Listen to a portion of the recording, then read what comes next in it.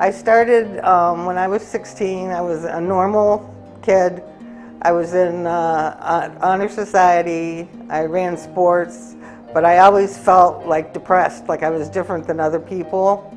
And I was very depressed and very suicidal, but I never knew why. I went away to college and I started drinking, and I found that made me feel better and eased the symptoms a little bit. But by the time I was a senior in college, they had stopped working for me, and I had gotten very suicidal. And I had talked to one of my professors, and she had me committed to a mental hospital in Erie, Pennsylvania, and I stayed there 30 days. And I got diagnosed there with manic depression, which they call bipolar now. But it was something that we didn't talk about in my family. After I got out of the hospital, no one even mentioned it really.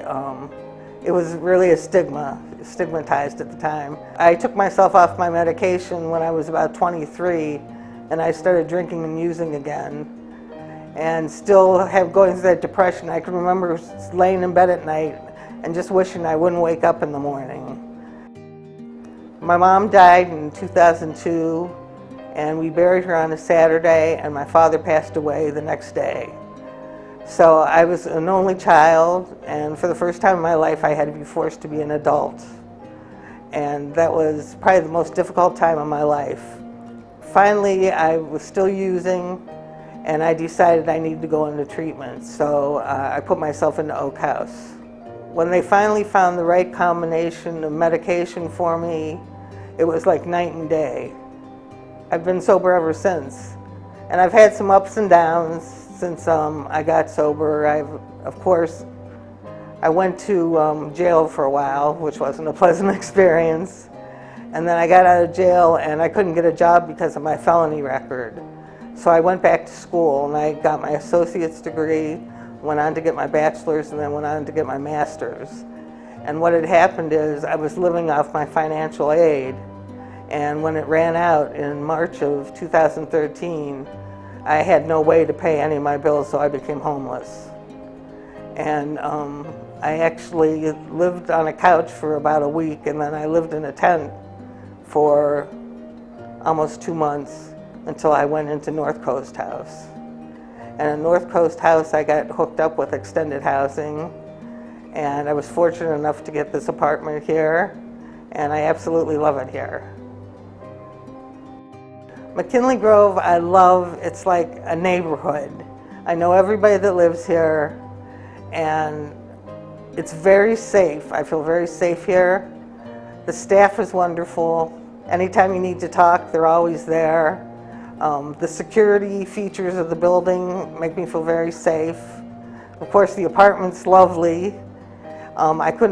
This is the best apartment I've ever lived in. And I love McKinley Grove. It's the best thing that's ever happened to me.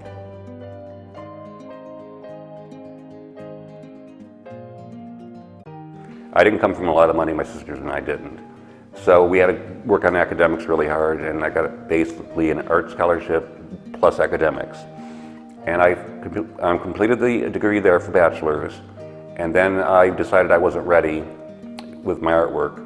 So I had a professor recommend me for Ohio University. My two professors wrote me good cover letters, recommendation letters, and I ended up with a full scholarship for 2 years at OU, and I got my master in fine arts. When I graduated in '89, I was very positive, had a very positive outlook, and my mom was having a balance problem walking. Long story short, within that first year she was diagnosed with MS. And that's where the depression started to kick in. I would get let go from jobs because I wasn't focusing. I'd run late for work and I'm always on time. I'd try to make up the time and I'd fall behind on projects, and I would just blame the employer, and even though deep down I knew it was something inside of me that was totally wrong. I would be homeless after losing jobs, and a friend would take me in after a couple months in a shelter. And the longest was in 2011. I lived in Illinois, and I had a bus ticket to come back to Cleveland. My sister wouldn't take me in, my friends wouldn't take me in, and I was stuck at a shelter for a year until a friend of mine from high school offered to let me live with her for a few months, and that's how I came back to Ohio. And it turned out she had a mental problem too. She was bipolar. and her mood swings were just too severe for me. And I ended up having a cousin in Lake County saying, if that's too much for you, come stay with me. But he had his own set of problems. And he threw me out after a month. And then here I am in Lake County not knowing anybody but my cousin. And I ended up staying at Project Hope for 3 months. And through that I met the people from extended housing. I went to the North Coast House. And I realized I had a support system in Lake County where I didn't have it in my own hometown. And that gave me a lot of hope for myself, because if basically strangers are going to help me, they must care enough and see something in me I didn't see for years. Hope.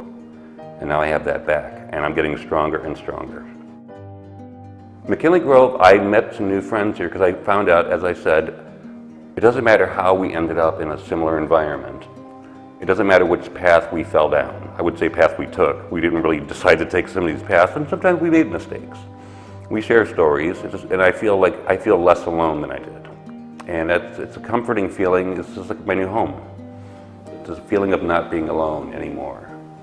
It's probably the most important thing, and a strength to give me. Now that I feel a lot better than I did 10 years ago, I don't want to make the mistake of falling back into depression by trying too hard too quick, get some success, and then am not equipped to deal with it, and then fall backwards. It's a very tentative thing, but every day I feel a little stronger. And every day I do more volunteer work, and every day I'll relate to people better. I am back to who I should have been in the first place. I'm back to who I was. And I miss that person, but he's coming back.